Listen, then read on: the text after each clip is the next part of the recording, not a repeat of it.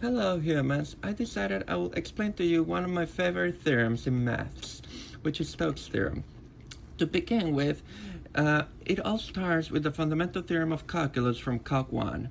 If you remember what it says, it basically said that a derivative and an integral are operations which are the reverse of one another. But more concretely, for our purposes, it says that whenever you integrate a derivative, that is the same as evaluating a function at its endpoints.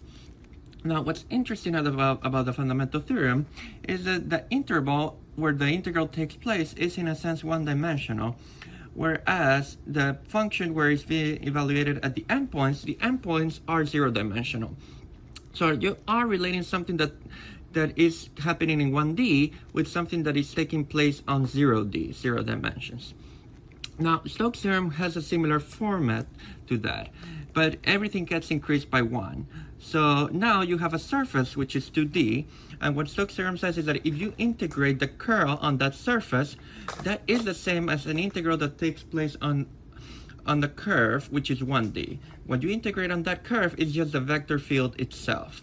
So what's interesting here is that the curl, if you remember the formula, involves the derivatives of the function. So in a sense, you are saying that some weird combination of the derivatives on a two-dimensional surface is the same as an integral of the vector field with nothing being done to it on a one-dimensional thing. Now, that also generalizes if you increase everything by 1 now. Now, if you have a region in space which is three-dimensional, like a solid, what the divergence theorem says is that if you integrate the divergence, that equals it is the same as something that takes place on a two-dimensional surface, which is just, again, the integral of the vector field itself, which is called the flux of the vector field.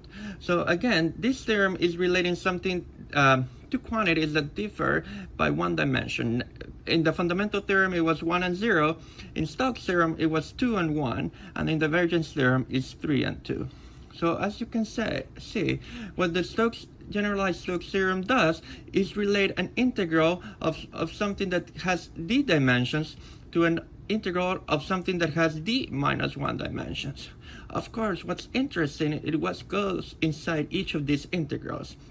So in general, what you need to know for doing that is a generalization of the concept of a vector field, which is known as a differential form. And I will explain promptly in my next short video what this is all about.